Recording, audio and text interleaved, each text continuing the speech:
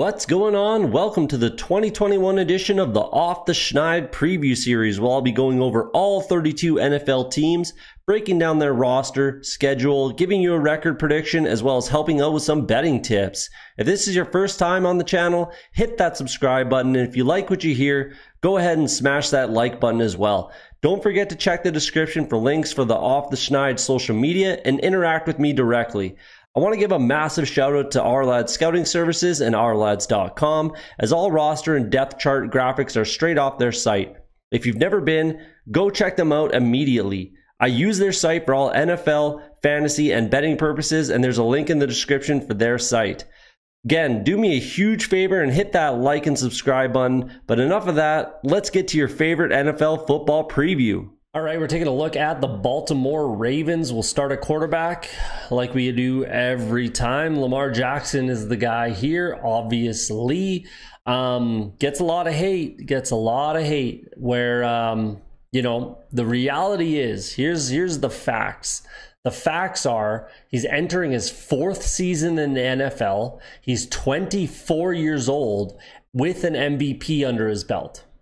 There are some concerns, obviously, in the passing game, but I will get to the reasons why I think that there's potential that it's not quite his fault. I'll get there eventually. There are some concerns. I get that. But those are the facts. 24 years old. He won't be 25 until January. MVP. I get it. You got to win games off of the right arm of Lamar Jackson. I understand that, and I believe that as well. I do. But I'm personally not concerned about Lamar Jackson whatsoever as a passer. Back-to-back years as a 1,000-yard rusher as well. Like, that goes a long way. So I just don't understand all of the hate that he gets. I'm a big fan of Lamar Jackson. I'm not ready to say that, he can't throw the ball or, whatever it is. I do agree. You have to win some games off the right arm of Lamar Jackson. I do agree with that, but I'm not ready to write him off as a passer at all.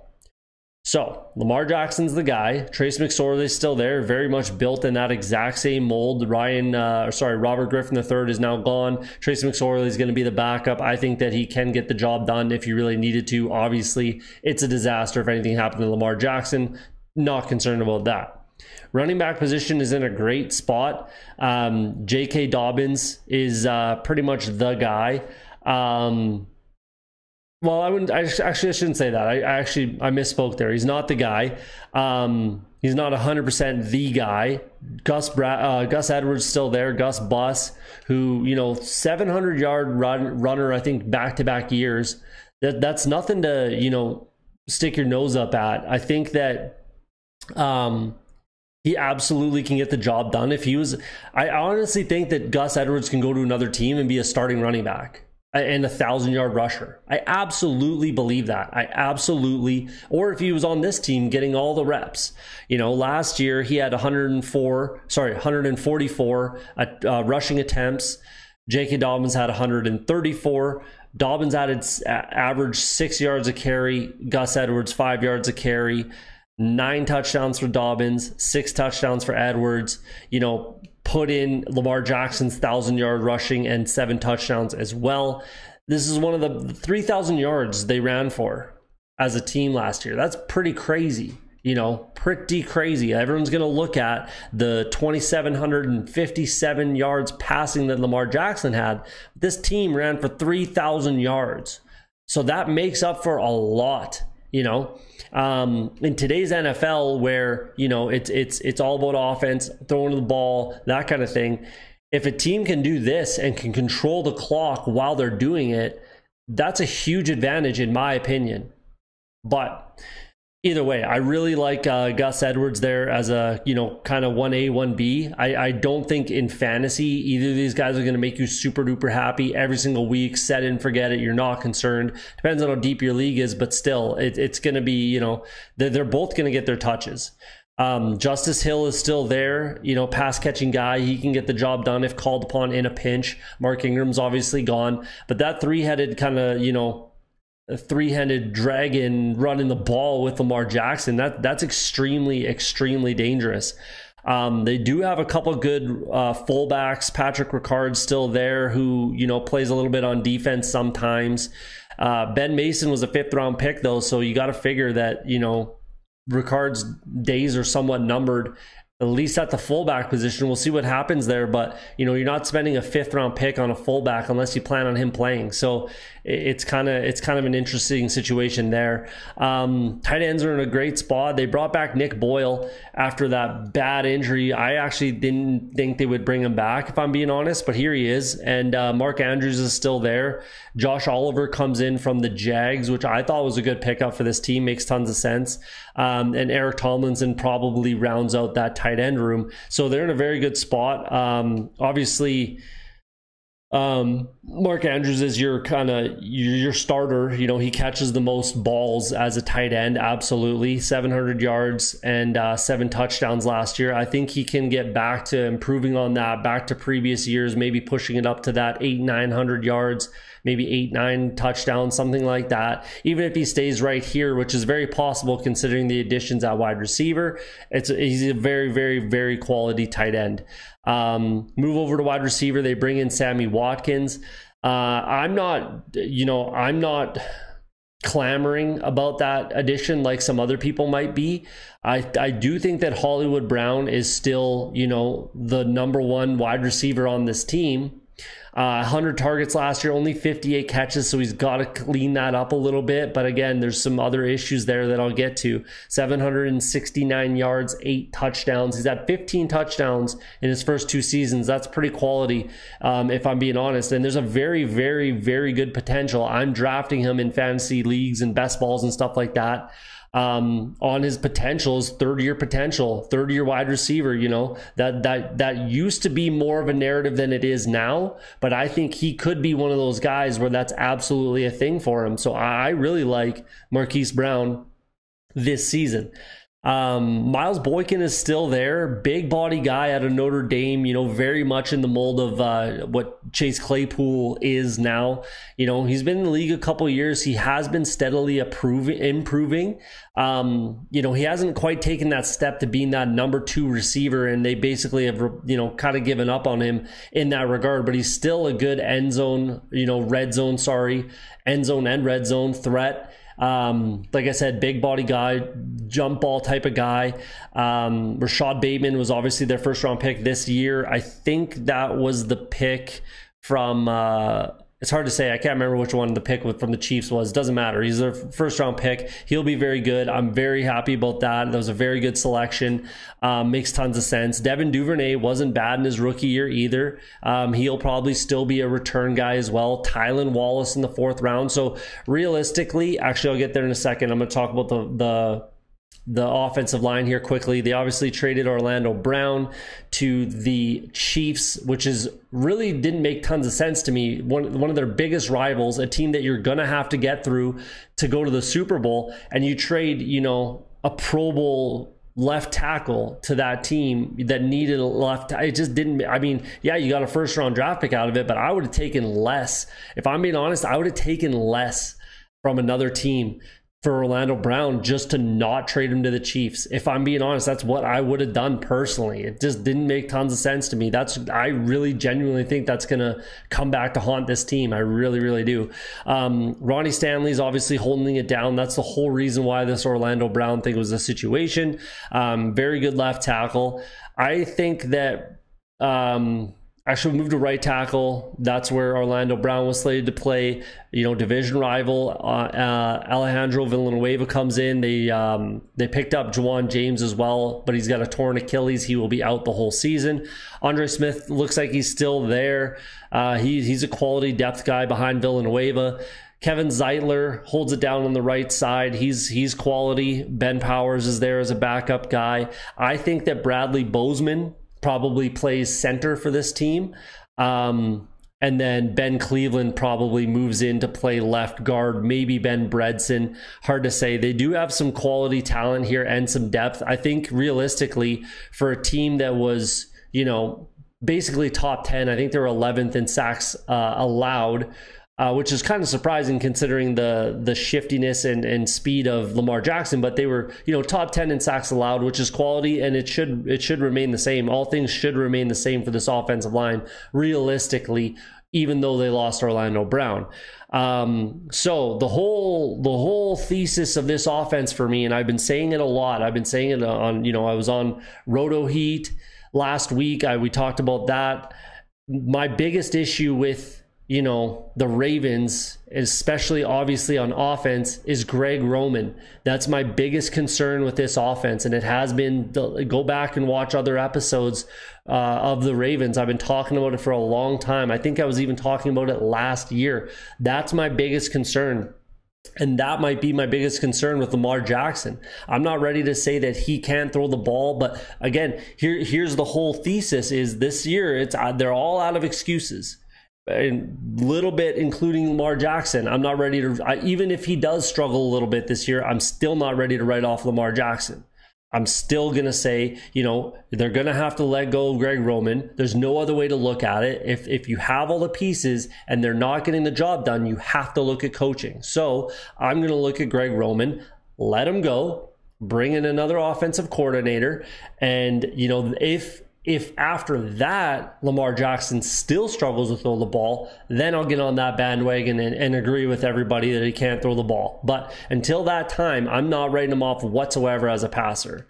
That's my 2 cents on this offense, on Greg Roman, and then Lamar Jackson as a passer in the NFL. So move on to the defense. Don Martindale's defense. Again, another top 10 type of a year in getting after the opponent's quarterback. Very, ho-hum type of a defense for this team. They've always been there. They've always been very good. Not quite the best. I mean, in years past, they had some of the best defenses around, but, not lately. They are still very, very quality. A lot of pieces, a lot of young guys.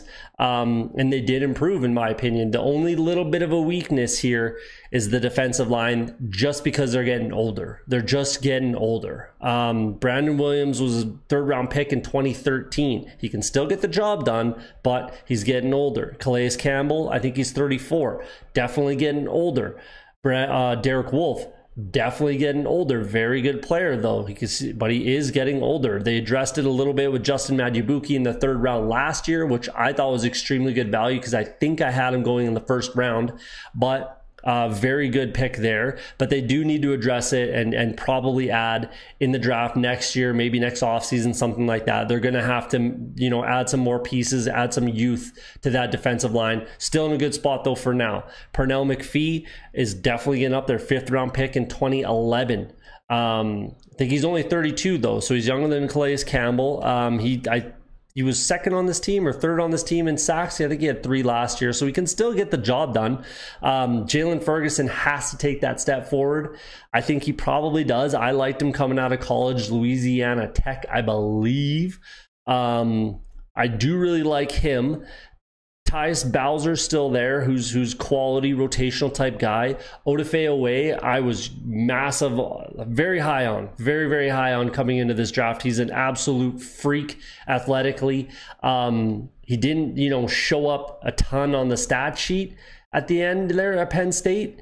But I absolutely think that the talent is there, and with all the pieces around him, he can absolutely succeed. So I do really like what they have getting after the quarterback. I think as long as Jalen Ferguson does progress, he has to take a bit of a step.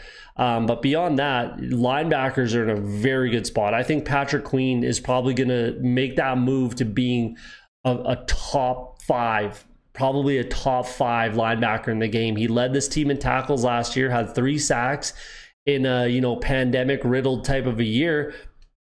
And he absolutely succeeded and passed the test of being a 1st round pick. Absolutely. And I think he takes a jump this year. Again, I'm looking at him as potentially a top 5 linebacker in the NFL.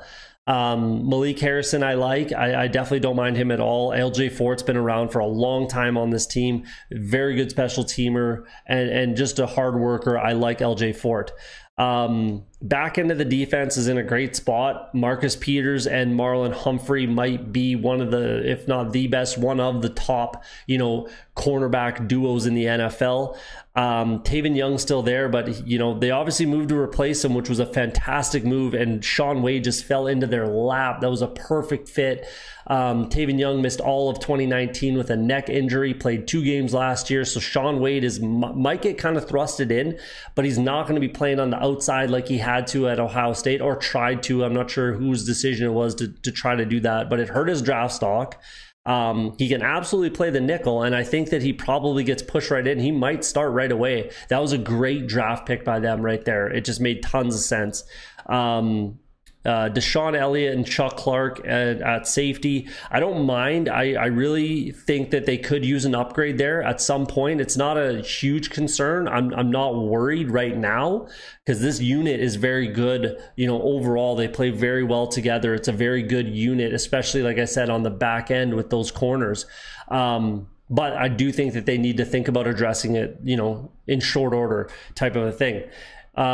Maybe Jimmy Smith moves over there and plays a little more safety, but either way, there you go. There's your breakdown of the roster. Let me know what you think in the comments. Let's skip over and see what I picked them to do record-wise in 2021. All right, there's your low, high, my. I will say right off the top, I think I might have been a little light. Might have been a little disrespectful to the Baltimore Ravens. I'm not sure why. I picked them to win the division last year. I'm not sure why I didn't pick them to have a better record. I think on the high side, they could be looking a lot more like, 14-3, even 15-2 is kind of something I should have put up there.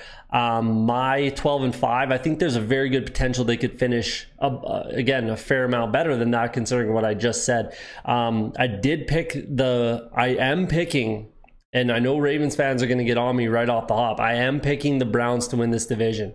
I am. I just think that they have a couple less holes, and they're difference makers, especially on defense with Myles Garrett, who I think can push to be Defensive Player of the Year this year. I think that's going to be a bit of the difference.